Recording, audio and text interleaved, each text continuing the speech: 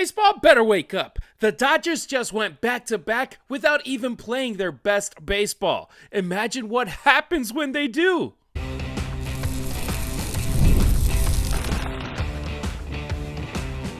You are Locked On Dodgers, your daily Los Angeles Dodgers podcast. Part of the Locked On Podcast Network, your team every day. What's up, everybody? I'm Harry Ruiz. That's Travis Rodgers, and it's time for Locked On Dodgers, part of the Locked On Podcast Network, now the #1 sports podcast network. On today's show, Dave Roberts gets zero love from the Baseball Writers Association of America despite back-to-back rings. We'll talk about Tommy Edman's ankle surgery and what it means for the team. But first, why the rest of baseball should be afraid of this Dodgers team going forward, Travis. Yeah, for sure. They're not going to stop. They may have 2 in a row, but they are certainly not done yet. And today's episode of Locked On Dodgers is brought to you by FanDuel. Right now, new customers can bet just $5, and if your bet wins, you're going to get $300 in bonus bets to use across the app. So download that FanDuel app today. You can catch more Travis weekday afternoons from 3 to 6 on 710 ESPN LA on your radio or on your phone on the ESPN LA app with the Travis and DeMarco Show. As for me, I'm the Spanish play-by-play announcer for USC football and the Las Vegas Raiders. But when I'm not calling touchdowns, I'm right here doing what I love most, which is talking Dodger baseball. New around here? Welcome to the family. Glad that you found us. If you're an everydayer, you already know what's up. You're the heartbeat that keeps Locked On Dodgers going. All right. MLB's worst nightmare. The Dodgers still haven't peaked. The Dodgers just became the first team in 25 years to win back-to-back World Series titles. And the craziest part, Travis, is they weren't even close to their best version in 2025. Yeah, I think that's one of the reasons that conversation about did the better team win keeps popping up. I think that's why, the broadcaster in Toronto caught so much grief for saying what he did. I don't care, the better team didn't win. Because if you just kind of dropped in and just watched that World Series, you might think that was kind of like this, and the Dodgers caught a little breaks that kind of put them over the top. Now, they did catch a few breaks, to be sure. Don't get that wrong. But the Blue Jays were operating at near full capacity. The Blue Jays were probably firing at about 95% of the best version of themselves. The Dodgers were what, 65? I mean, their pitching was near 100. Their starting pitching was, as my kids say, the slider was all the way up to the top.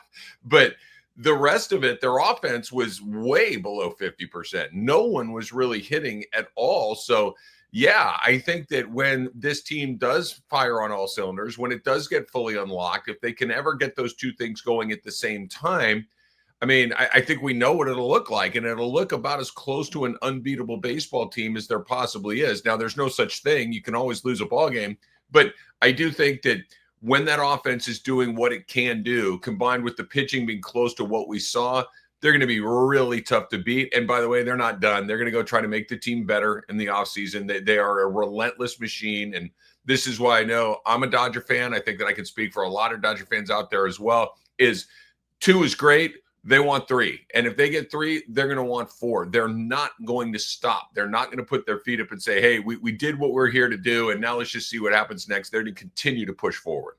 Yeah, in 2024, the bats carried them. Mookie, Freddie, Will Smith, Shohei Ohtani wasn't even his best self in the postseason, and the Dodgers crushed their way to a championship. In 2025, you mentioned it. It was a rotation. Ohtani, Snell, Glasnow, and of course, Yoshinobu Yamamoto, they carried the load. The offense wasn't firing on all cylinders, and yet they steamrolled through the National League and didn't find any opposition worthy of them until the World Series with the Toronto Blue Jays. They haven't played complimentary baseball in a postseason since what? 2020, when they won the World Series out there in Arlington. They didn't have their best lineup clicking this year. They were shuffling their rotation last season. They had injuries. They had cold stretches at the plate and everywhere else, and still nobody was able to stop him in 2025. That's why, in my opinion, baseball should just be terrified of what happens if this team ever plays to its full potential, because we know it's hard, Travis, to have 1 through 162, a fantastic season, a nonstop of peaking a whole way and then going into the postseason and doing the same thing. But if you can figure out a way to be at least a little bit consistent, I'm not talking 162-0, but what a lot of folks were expecting them to be contending to win 120 games this year, and then going into the playoffs that would be scary. Yeah, it would be. And you know, I like to play a little golf occasionally, and all the golfers in our audience will know this, that, you know, some days you go out there and you can drive the ball really well and you're finding all the fairways, but you can't hit an iron shot and you can't make a putt. And then you go back out there a week later and every iron shot you hit's in the center of the face, but you're playing from the tree line because you can't get off the tee. And then one day you can't make any putts, and some days you can't chip. It's never everything all at once. And I think that this is similar to a baseball team, because what really, their offense really had about a good 2-week stretch to open the season. And that was it. Like, they never really, you know, they'd have games here or there where they'd hit the ball really well, but it never really came together. I don't think so. Yes, if you could design a scenario where everybody was healthy and everybody was going at their best, would they win 120 games? Yes, probably. That's not going to happen. And it's not going to happen simply because they don't give a you-know-what. They don't care if they win 120 games. What they care about is winning the World Series. What they care about is being as healthy as possible at the end of the line. The Dodgers, they will never, ever admit this, but they don't have to, Harry, because you just have to watch the team play.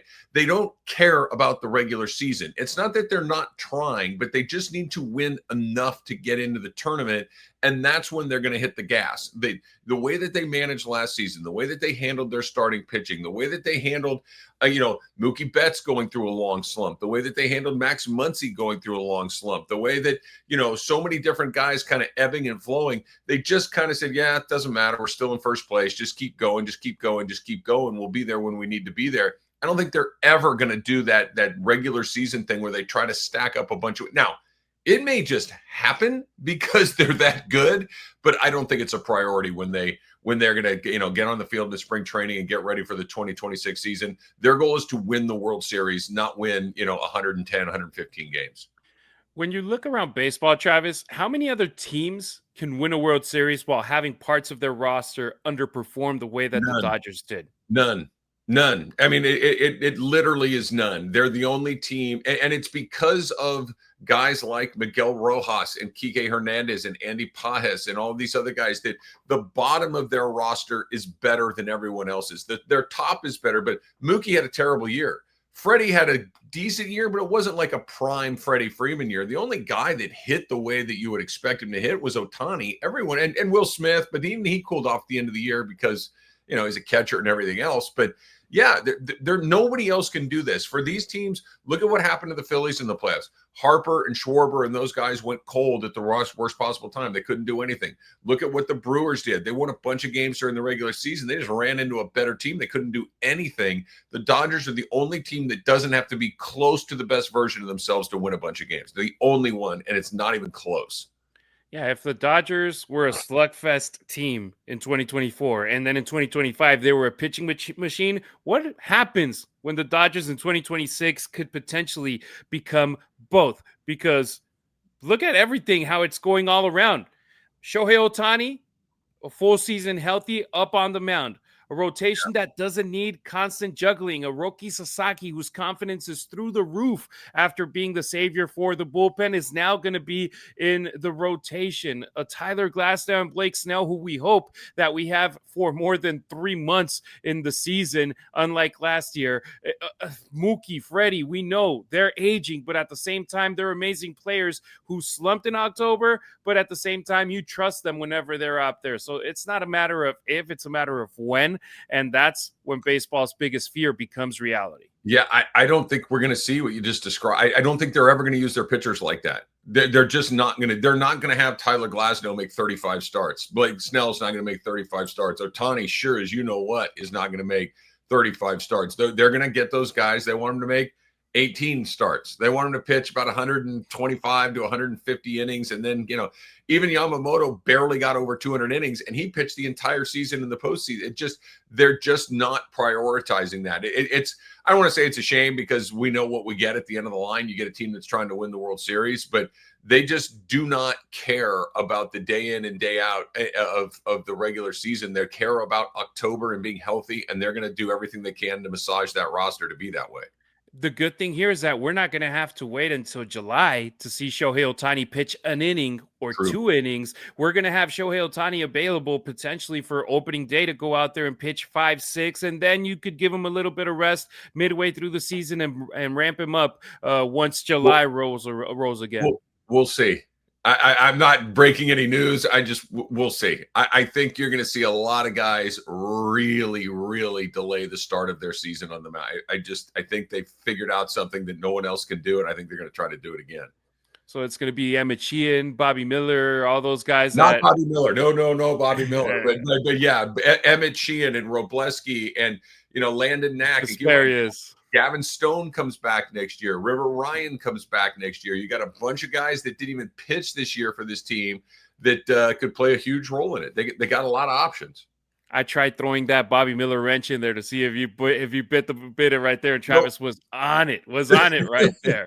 All right, coming up on Locked On Dodgers, one of the unsung heroes of that repeat run, Tommy Edman, is going under the knife. We'll talk about what that means for his future and for the Dodgers' infield plans heading into 2026. The NFL season is here, and honestly, there's nothing better than being at the stadium, surrounded by fellow fans and cheering on your team. But let's be honest, getting tickets can be a hassle. Between queues, login screens, and prices jumping at checkout, it's just frustrating. That's why I use GameTime, the app that gives the advantage back to fans. GameTime is fast, easy, and backed by the GameTime guarantee. You'll always get 100% authentic tickets, delivered on time, and at the best price. Plus, all fees are included, so the price you see is the price you pay. I pulled up GameTime, and in just a couple of taps, I saw amazing deals. I'm talking about your favorite NFL games as low as $100. The app made it super simple. I could even see the exact view from my seat before buying. Download the GameTime app, create an account, and use the code LOCKEDONMLB for $20 off of your first purchase. Terms apply. Again, that's promo code LOCKEDONMLB for $20 off. Swipe, tap, ticket, go. Download GameTime today. Thank you for making Locked On Dodgers your first listen of the day, and thank you for making Locked On the #1 sports podcast network. We invite you to check out our YouTube channel, which is growing big time. You can subscribe for free to it. Smash that notification bell so you never miss a beat. Full episodes, hot takes, breaking Dodgers news, and more. If it drops, you're on it. That's how you become an everydayer here on Locked On Dodgers. Tommy Edman's surgery. In my opinion, timing couldn't be better. Dodger utility star Tommy Edman, the man who basically on duct tape for this team, was on duct tape during big chunks of 2025, is headed for ankle surgery next week. Brandon Gomes, our GM, told reporters at the GM meetings that Edman should be ready for spring training, which is great news considering what he has played through. And Travis, not a lot of folks remember that ankle's been bothering him since mid-2024, all the way back to his St. Louis days before he came over in that mid-season trade. Yeah, it's funny because when the Dodgers acquired Tommy Edman in that trade that you mentioned, Harry, it was kind of all right, whatever. Tommy, I remember him in St. Louis. He's okay. He's not, whatever. And then he came in, finally got healthy with the Dodgers, and then just exploded and brought an incredible amount of energy and versatility. And I'll use the word that Andrew Friedman likes to use, the optionality that Tommy Edman would bring to your team. He could play second, he could play short, he could play center, and he could play them all at a very high level. And we know what he did in the NLCS where he was the MVP. He was an essential component of their 2024 World Championship. He did not have a good year. And follow me on this. I'm glad to hear that he was hurt. I'm glad to hear that he's getting a surgery that's going to hopefully repair the problems that he had, because he did not look like the same guy. The guy that they had in 2024 was a monster. just an absolutely incredible player that brought a lot of different things. This year, he was just kind of a guy. He was a guy that you could move around a little bit. He'd get a hit here and there, but he was not that really high-level threat the way he was in 2024. And I think he's terrific. I love that he's a Dodger. I think that he's somebody that is almost the perfect definition of what the Dodgers are looking for that isn't a megastar, right? He can do a lot of things. He can handle the bat. He's a great teammate, all of those sorts of things. So I'm bullish on Tommy Edman moving forward. He gets that thing fixed. He gets it squared away. He gets healthy again, because if he just got back to the average Tommy Edman, that's a really good player. This year we didn't get that guy very often. Yeah, and yet even hurt in his first year with the Dodgers, NLCS MVP. But this year he hit 143 in the World Series. The defensive plays he made at second and at center, you can't measure that in stats. Those were championship caliber moments throughout the year. So I'll say this: he earned every bit of that 5-year, $74 million last offseason. But the thing here is, and I remember hearing this at a press conference over here in Las Vegas when Max Crosby got his extension, and the Raiders GM said, it's like, we're not paying Max for what he did. We're paying him for what he's going to do. So, yeah, those great moments from Tommy Edman, 5 years, $74 million, he earned that money, but it's for what you're going to do, not for being the NLCS MVP last season. So surgery sounds scary, but this might actually be the perfect time. You don't want him coming into 2026 half healthy again. And if he does, they'll slow play it, because, again, this kind of goes back to what we were talking about in the opening segment. They will get guys healthy so they're at their best when they need to be at their best. And even with him kind of limited last year, it again, because games 6 and 7 were so bonkers and so many different wild things happened, some stuff got lost in the shuffle that you're not going to recall. And Tommy Edman having a sac fly to drive in a run and get that gap a little tighter was another one of those at-bats that wasn't a hero home run at-bat. It wasn't splitting a gap with a double, but it was a productive out, a fly ball to the outfield that was deep enough to score a run that got him a little closer, that allowed them to continue to push and fight. And he's another great example of every single guy that was on that roster contributed at one point or another. I'm sure he was disappointed in his production, but I'm sure he's pretty excited to be a 2-time World Series champion and after being a Dodger for a year and a half. Oh, hell yeah. And you brought up his versatility, Travis, and it's not only being able to play infield, outfield. Let's remember, he's a switch hitter. So he helps Dave Roberts big time to be able to stack that lineup in a perfect fashion, depending on if the Dodgers are facing righties or lefties. So that's also something big for him. So if he's ready by spring, he's right back in the mix, especially with the questions about who locks down second base long-term, because let's remember, Miguel Rojas, it's a question mark if he's coming back or not. Let's hope he does. Kike Hernandez, question mark if he comes back or not. Let's hope he does. But right now, Tommy Edman is a guy who's under contract for 4 more years, so you need him to be at 100%, the closest you can to be 100%. So if there's one thing that we know about the Dodgers medical staff is that they're not going to rush anyone. They'll get him right. No, it's funny to hear you say that too, with Kike and with Miguel Rojas and with Tommy Edman. And obviously Tommy Edman is the best player in that group as far as just today and moving forward. Those other guys are a little bit older, but that they have so many different guys that can do so many different things. I really do think, yes, Freddie and Mookie and Shohei and all, and Yamamoto, and I mean, those crazy guys that all have 9-figure contracts. Yeah, sure. I get all of that. That's clearly the best part of this team, but that they have multiple guys that can fill multiple roles, forget about it. Yeah. So the short-term headline might be surgery, but the long-term one is the one we like. Full healthy Tommy Edman for a 3-peat run. Sign me up. Indeed. Next on Locked On Dodgers, you think that back-to-back titles would get your manager some love in award season, right? Apparently not. Dave Roberts didn't just lose out. He didn't even get a single vote. We're going to unpack the disrespect and why at this point, he probably doesn't even give a you-know-what. The NBA is back. Yeah, it is. And there is no better place to get in on the action than with FanDuel. That's the official sports betting partner of the NBA. And even if you missed the start of the game, maybe you missed the start of the game on purpose. Maybe you like to see how the game unfolds. You want to see who's got that hot hand, and then you want to jump in. FanDuel's got you covered on that as well, because FanDuel, They have live bets on everything from who's going to get that next bucket to those big fourth quarter comebacks. So you can combine your live bets into a same game parlay if you'd like. And you know what that means? That means a shot at even bigger payouts. It keeps every game exciting, even those ones that maybe just don't kind of, get you going all that much. And especially when your team is making that late push, that's when it gets great on FanDuel. So right now, FanDuel is giving you, the new customer, a $300 in bonus bets when your first $5 bet wins. So head on over to FanDuel.com to sign up and play your game with FanDuel, the official sports betting partner of the NBA.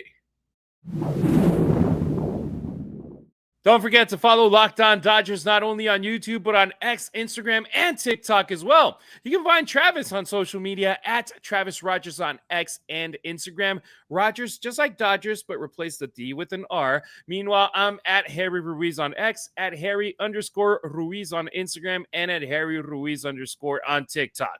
Dave Roberts, the most underappreciated winner in baseball. Pat Murphy won National League Manager of the Year once again, back-to-back, leading Milwaukee to the best record in baseball. Good for him. He earned it. He deserved the love. But when you scroll through those voting results and see that Dave Roberts didn't get one single vote, not a single one, in my opinion, that's insane. It's not unlike the way that the MVP and the Cy Young and the Rookie of the Year and all those other things are calculated, right? Where the votes come in before the beginning of the postseason. That at the end of the regular season is when this stuff is tabulated and put together. If they did it after the postseason, Dave Roberts not only gets votes, he probably runs away with it, because I don't remember a manager ever being able to have his fingers on a club the way that he did, pull as many different levers as he did, and get virtually all of them right. It was an extraordinary managerial effort through the month of October. Look, this kind of brings us full circle here. You go back to the beginning of the season, Dodgers supposed to win 125 games, right? They ended up winning 93. So the expectation of what we thought it was going to be to what it was and I don't think anybody cares, the voters, I should say, when it comes to voting for the manager of the year, that, the Dodgers are punting on half the season. The Dodgers are punting on trying to, maximize their win total. They're just trying to get back to the World Series again. They're going to always go to the guy that wins the most games. They're going to go to the guy that the expectation was the team was supposed to be lousy and came in actually good to better than good. Those guys are going to win that. Dave Roberts might not have won the manager of the year, might not have got a single vote in the manager of the year. Dave Roberts is going to the Hall of Fame. Dave Roberts just picked up his third World Series title in the last 6 years. So I would imagine that's pretty good solace in not getting a manager of the year award vote. Riddle me this, Travis, though. Mike Schilt from the Padres, he got a vote. Didn't make the playoffs. Torey Lovullo from the Diamondbacks, he got a vote. Didn't make the playoffs. Yeah. Clayton McCullough from Miami, he got votes. And again, no postseason. Meanwhile, Dave Roberts, he had already won the World Series last year. He made it to the postseason this year, maybe not as a divisional champ, like with a bye, but with getting the divisional crown in the third place in the National League, getting into the wild card. But the Baseball Writers Association of America acts like he doesn't exist.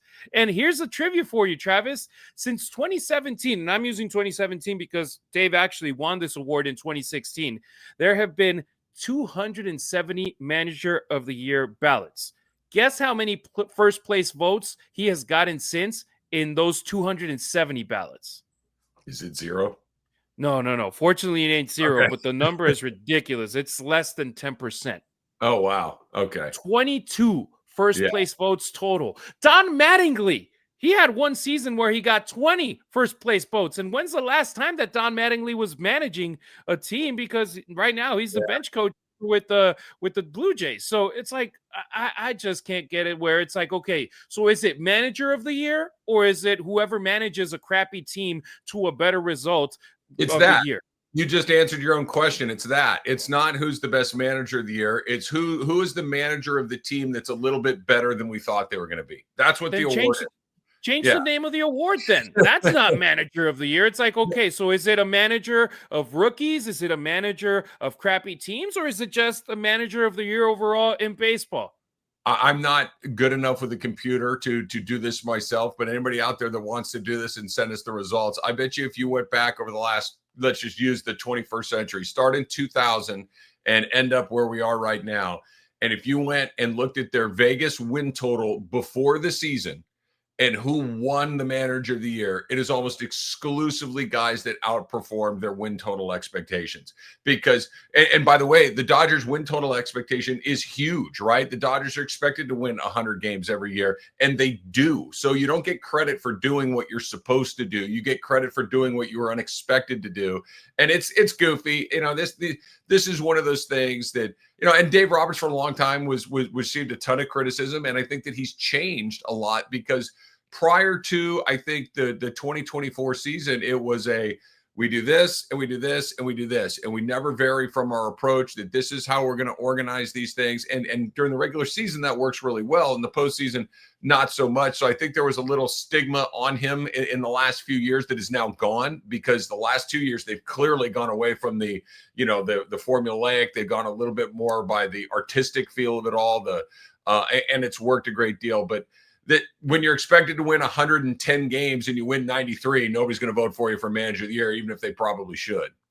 I was going through every ballot, Travis, since 2017. And yeah, that's how, like, if I get a question in my head, I go and research it until I find the answer that I have in my head. He has finished second in voting in 2017 and 2022 twice. This year, it was the first time in his career that he didn't get a single mention. And that's where the question comes. Is it fatigue? Are voters just tired of him winning? Do they hold it against him also that he manages stars instead of underdogs? Because if anything, this is my point. Managing stars, managing expectations, egos, and pressure, that's harder than running a small market surprise story, because Roberts, he doesn't get enough credit for keeping the Dodgers consistent, grounded, and championship focused year after year. So in my opinion, that deserves credit. And if he didn't get a single vote, people clearly didn't see the crap show that this team was, with all the injuries, with all the players that weren't available, with all the players that were underperforming, and still won the divisional championship.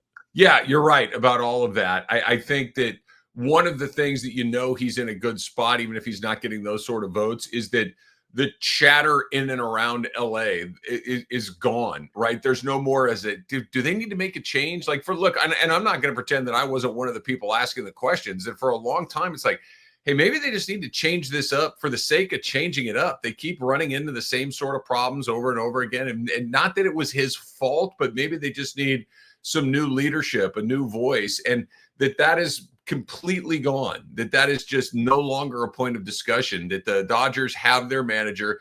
And it's weird because I grew up in the era of Tommy Lasorda, right? When I was becoming a Dodger fan, Tommy Lasorda was the manager of the Dodgers, and there was never a conversation about whether or not Tommy Lasorda was going to continue to manage the Dodgers. He was the Dodger manager, and it felt like he was going to be there until he decided he didn't want to do it anymore, or his health or whatever. And that's kind of the way it went. And then, I think that Dave Roberts has entered that same sort of thing, whether it's with Walter Alston or Tommy Lasorda, just those other two Dodger managers that are in the Hall of Fame, that like he can be here as long as he wants. He does a great job. The players respond to him. The media likes him.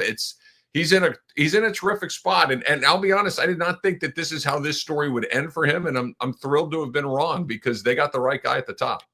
Can you imagine what world we would be in if Game 4, that bullpen game in the National League Divisional Series in 2024, doesn't go the Dodgers' way? He's gone. And what a difference it makes that they win Game 4, they win Game 5, they go on to beat the Mets, they go on to beat the Yankees, and then they go back to back, and we go from asking that question, is he done, to now being like, dude, he can have that managerial position until the day that he wants to leave. And that's my favorite part right here, is that the Baseball Writers Association of America, they hand out plaques. Roberts, he gets rings, 3 of them now, and back-to-back banners at Dodger Stadium. It's the kind of disrespect that honestly fuels dynasties. And if we're being honest, this right here with the Dodgers is one.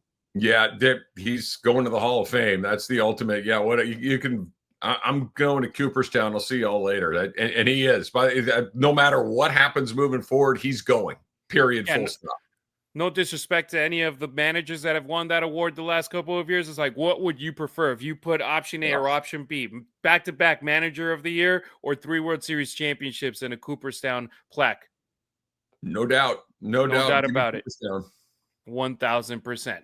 All right, that'll do it for today's episode. Thank you for making Locked On Dodgers your first listen. If you're still craving more baseball talk, have the all-new Locked On MLB Game Night be your second listen. Get local analysis on a national scale. Find MLB Game Night on Locked On MLB on YouTube or wherever you get your podcasts. In tomorrow's show, Yoshinobu Yamamoto. How many Cy Youngs does everybody think he's going to get in his career? Because he's got a big fat contract with the Dodgers. He still has a decade guaranteed in this deal. So we'll be asking that question. How many do you think he'll be winning? Travis, do you want to take a guess or you want to save it for tomorrow? It'll be more than 0. I'll take the over on that one. We appreciate you riding with us. Until next time, keep it real. Keep it Dodger Blue.